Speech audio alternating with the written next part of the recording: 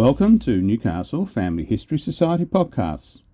The Newcastle Family History Society, located on Awabakal land in Newcastle, New South Wales, Australia, provides support for those interested in family history. In the second half of the 19th century, Newcastle was transforming from a penal outpost into an industrial city. At the centre of that change stood the Wood family. Arriving as free settlers with little wealth, the Woods rose through mining, hotels and brewing to become some of the town's richest and most influential citizens.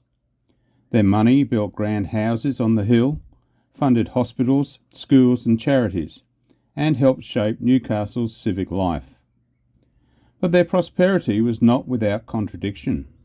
While celebrated locally for generosity and progress, the family also profited from a Queensland sugar plantation reliant on indentured Pacific Islander labour. Their political positions on prohibition, women's suffrage and white Australia reflected business interests more than ideals. Society member Stephen Ticehurst explores the Wood family's legacy, ambition and benevolence, industry and empire, and the complex foundations of colonial prosperity. Four significant architectural landmarks provide a physical reminder of the influence of a family whose substantial legacy transformed the second half of 19th century Newcastle. The Wood family were free settlers who came with little but became rich and central to Newcastle's way of life. The men in the family started as miners and publicans. They leveraged the thirst of the miners and became wealthy. They used their wealth to benefit the town. They created and supported institutions by personal effort and financial contribution. This model of private wealth generated by local industry being used for public benefit was shared by others such as the Arnott family.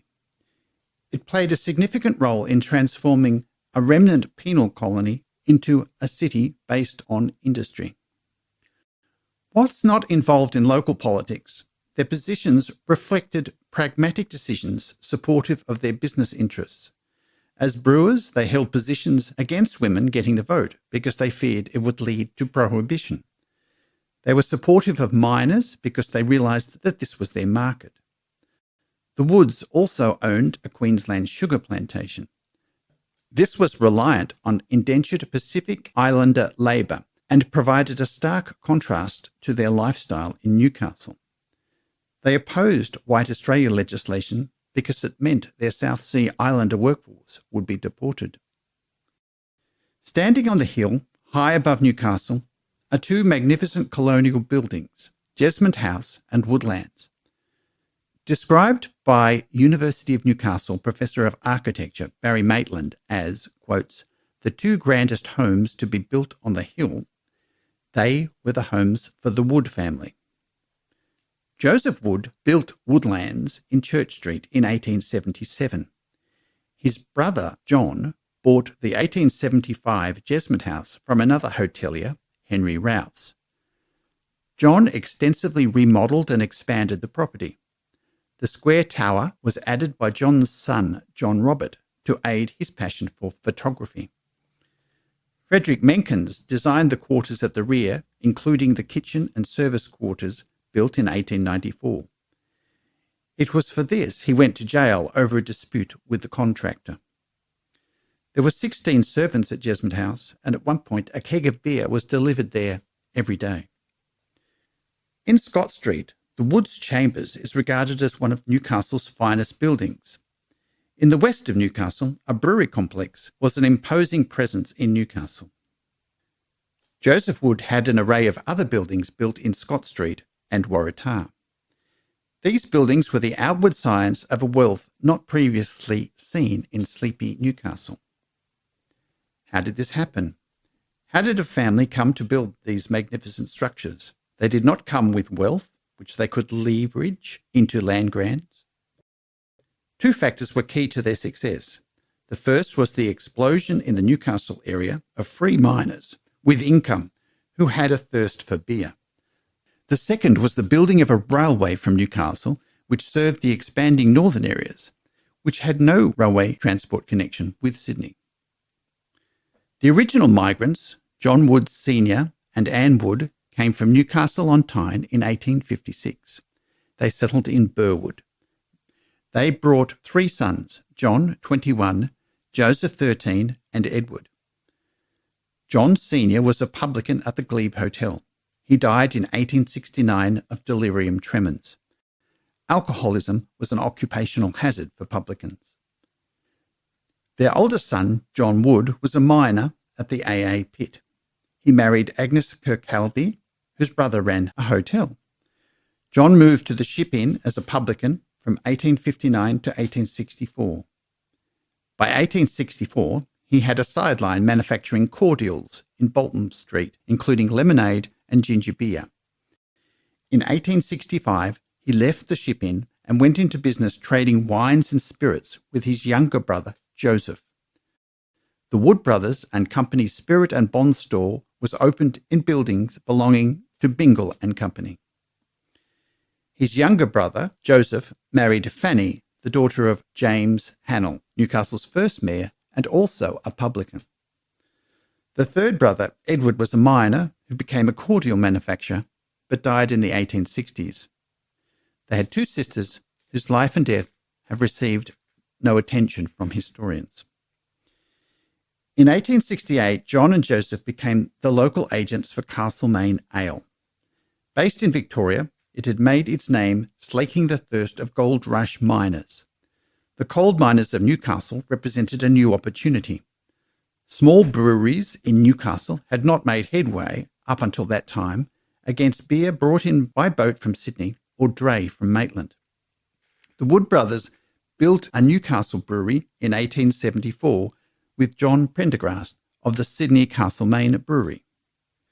The new brewery used water from the old borehole number 1 shaft known as White's Duffer. As gravity was needed in the brewing process, it was an imposing structure, 4 stories high, vying with the Customs House for preeminence in the Newcastle skyline. In 1887, the brewery returned 12.5% on £250,000 capital. These were fabulously rich people by the standards of colonial Newcastle. John Wood left an estate in 1890 of £173,000, and Joseph in 1908 left almost £119,000. The railway opening to Sydney in 1889 brought competition from tooths and tuies. However, the brewery capitalised on the railway to sell throughout country New South Wales via Sydney, the model it had used with the Northern Railway. With the wealth generated by the business, the Wood family gave back to life in Newcastle. They were involved in multiple businesses, social and sporting institutions. In 1861, John was already on the committee to establish the School of Arts. He received the Silver Cup as a member of the Oddfellows, one of the friendly associations to support widows and the needy. He was on the Newcastle Hospital Committee. His wife, Agnes, died in 1887. On her death, the ships on the harbour and the town buildings flew their flags at half-mast. When John died a month later, at the age of 53 of pneumonia, his funeral was one of the most largely attended ever in Newcastle, with 600 mourners. The hotels in Newcastle closed as a mark of respect. It was said he, quotes, did so much to promote the prosperity of the city. The minister spoke of his charity and generosity and of his, quotes, genuine honesty. He left no enemies and an unsullied name, the personification of a true British trader.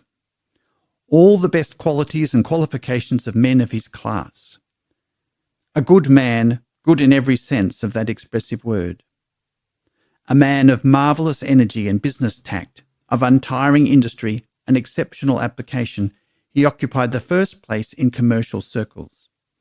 In private life, a model of every manly and social virtue, kind, hospitable, generous, temperate in everything, unrivalled as a husband, a brother, and a father. In a word, a man of unblemished reputation. His brother Joseph was chairman of the Victoria Theatre, director of the City of Newcastle Gas and Coke Company, Director of the Newcastle Building Society, Director of the Newcastle and Hunter River Steam Navigation Company, Trustee of the Newcastle School of Arts and Newcastle Sailors' Home, President of the Newcastle Hospital, Treasurer of the Newcastle Cathedral Building Fund, Church Warden, a life member of the Newcastle Jockey Club. There was no more liberal supporter of athletics and regattas. He supported musical societies and performances. At the opening of Wood's Chambers in 1893, Joseph Wood said he had been asked many times to go into politics, but hadn't the time required. He trusted Newcastle would grow and become a place where palatial buildings were found and men of great business capacity were numerous. He said he was now getting old and was going to take things quietly. The chambers were called, quotes, undoubtedly the finest in the city. Their architect, Menkins, secured an upstairs chamber. The toast was given by Mr. Crowdis of the Scottish Australian Mining Company. He praised Joseph for his faith in the city, describing it as the great coal emporium and manufacturing centre of Australasia. In 1907, Joseph Wood had Menkins design gates for King Edward Park to commemorate 50 years in the town. He gave the carriage and put palm trees at Newcastle Station for the visit of the Duke and Duchess of Cornwall. Joseph died at Woodlands at 66 years of age in 1908. The council described Joseph Wood as Newcastle's best citizen. His funeral notice said, quotes, his name was always accepted as a guarantee that the affairs of companies be managed with skill and prudence. He was, quote, fearless of criticism when he felt he was doing his duty.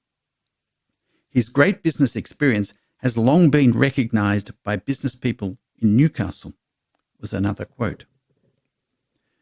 Joseph Wood left £500 towards the construction of Christchurch Cathedral, £100 to the Benevolent Asylum, and £250 to Newcastle Hospital. Joseph's wife, Fanny, died at Woodlands in 1910.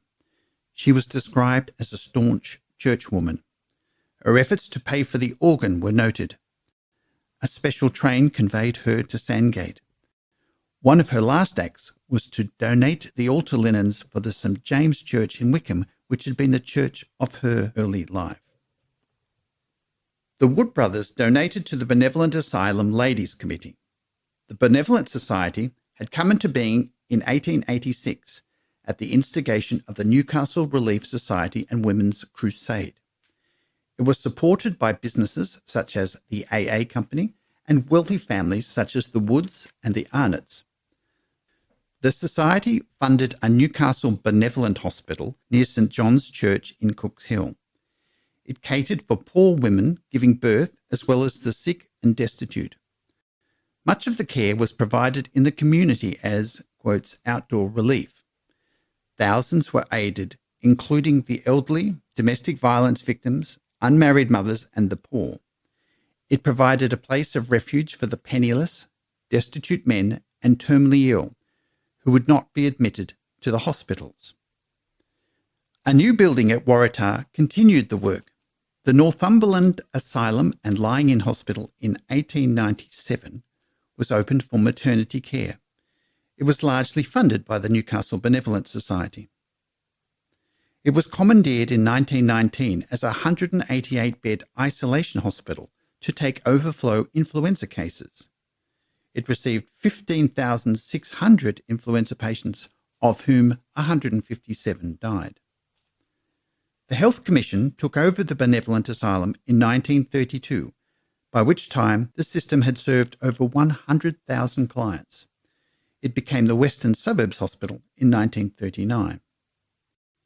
At the same time as the Woods were making money through beer and giving to worthy causes, another family provided a contrast. The Arnott's built a large mansion called Leslieville in 1875 on the flat in Cooks Hill. They developed industry around biscuits and became wealthy. They built churches and sponsored sporting teams. William Arnott was the president of the Benevolent Society, to which the Woods gave donations. A point of difference, however, was that the Arnott's supported the temperance movement and were opposed to the social effects of alcohol. Margaret Arnott was well known for taking alcoholic women under her care. This would have made for interesting conversation at the Benevolent Society meetings. The cost of alcohol was not only social but personal. The original settler, John Wood, died from the effects of alcohol abuse, as did their architect, Frederick Menkins. The most noted member of the next generation was John's son, John Robert Wood, born in 1865. He benefited from the family's wealth, being educated in Sydney and Sydney University. He was a promising batsman for New South Wales and was playing in Tasmania when he met the Shakespearean actress Essie Jennings. They married in 1888 at St Andrew's Cathedral, Sydney, quote, in the presence of as many people as could force themselves into the building, whilst the crowd outside numbered several thousands. The building was, quote, so vigorously rushed that damage to the cathedral ensued. Essie Jennings had been the star of her stepfather's acting company and particularly famed for performing the boy roles in Shakespeare. Their marriage was a terminal blow to the Holloway touring actors, but a significant boost to Newcastle's social scene. Much was made of John Wood's wealth in discussing this match. The Melbourne Punch reported that Essie Jennings, quote, married £40,000 yesterday, end quotes. She had, quote, seemed destined to become one of the representative Shakespearean actresses of the great world's stage, end quote. John Robert compensated Essie's stepfather for stopping her planned London debut. The couple honeymooned around the Mediterranean on his yacht. Their departure in 1889 for 2 years in Europe was marked by a spectacular light show and ball for 200 guests at Jesmond House. They returned in 1894 and in 1896 to more costume balls with light shows. They left for good in 1907, taking their car to tour Japan on the way to London. Whilst the couple played little role in the family business, they were able to use its generated wealth to travel and entertain. They contributed to Newcastle in other ways. Essie gave to the Relief Society for groceries and rent for the poor. She raised money for the cathedral. They started the first free kindergarten in Newcastle. It commenced in Jesmond House and then moved to a room in the Pro-Cathedral. £150 had been donated by Essie. She returned from England several times to provide support for the kindergarten movement. Branches had grown in Derby Street, Carrington and Wickham. She died in 1920 on a trip to Sydney and was buried in Sandgate after a service at Christ Church. During the war, Essie opened her English home for Australian soldiers. John Robert Wood left £85,000 when he died in 1928. In contrast to their lifestyle in Newcastle, the Wood family owned and profited from a sugar plantation in North Queensland. A snowball photograph of Wood's chambers shows a sign on the window, quotes, sugar merchants. This links the family of beer barons to the indentured labour of South Sea Islanders. The maintenance of their mansions and their benevolence to the people of Newcastle was, in part, funded from this source. In 1882, they became 90% owners of the Ripple Creek sugar plantation on Herbert River. Their capital, business reputation, and political influence were all important in its success. A persistent issue for the plantation was the difficulty in attracting and keeping labourers to work the cane fields. Whenever they could, Ripple Creek employed South Sea Islanders, known then as Kanakas, as their preferred labour source. By 1888, Ripple Creek represented a capital investment of £85,000, a not inconsiderable portion of the family wealth. In the 1880s, Ripple Creek employed 200 South Sea Islanders, 100 Chinese labourers, 50 Europeans and 36 Malay. They worked 58 hours per week for 18 shillings, along with food, shelter and clothing. Indentured labour was an established practice throughout the British Empire. It had been regulated by the British government. This regulation provided safeguards which were not extended to Australian Indigenous workers in Queensland at the same time. While some have argued that the trade was akin to slavery, the planters noted many of the labourers returned. However, the Masters and Servants Act allowed any absconding worker to be prosecuted. Labourers who broke their employment agreements and absconded were prosecuted at the Ingham Police Magistrates Court, receiving a fine or up to 3 months' jail. One ship that had supplied Ripple Creek with South Sea Islanders was found to have kidnapped and murdered men from the Bismarck Archipelago. Its captain and crew were punished, some receiving death sentences. A resultant Royal Commission recommended the end of the South Sea Islander labour trade. The Herbert River planters maintained recruitment was not their business, and their responsibility was to look after the labourers once they arrived. Uncle, as he was described, Joseph Wood, visited Ripple Creek to coincide with the Herbert River Jockey Club race meeting. Mr. Wood took the boys fishing. He regarded these visits more as a holiday than a check on his investment. He was a great ambassador for the Ripple Creek plantation and the sugar industry. The products won prizes at shows. Most Ripple Creek sugar was sold within Queensland, where its brand was a household name. Castlemaine Brewery was a major customer.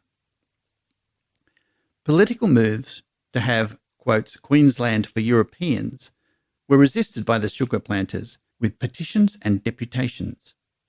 Ripple Creek said they would close the plantation if they couldn't employ South Sea Islanders. In 1901, Joseph Wood decried the Pacific Islands Labourers Act. It was the second act passed by the new Australian Parliament. He said the climate in the sugar fields was unsuited for white labour and that South Sea Islanders were not taking white jobs. He said the industry needed cheap labour to compete with other countries who paid even less.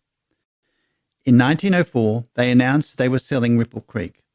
In 1906, forced repatriation of indentured labourers began.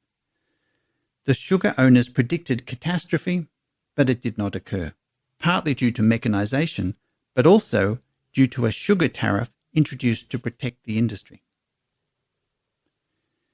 In conclusion, the Wood family's story reflects Newcastle's transformation in the late 19th century from a former penal settlement into an industrial city driven by private enterprise and by men who received wages for their work.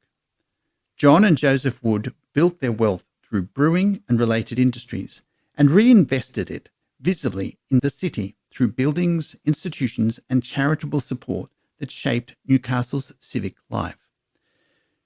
Their lives realised the opportunities they must have hoped for when they left the north of England.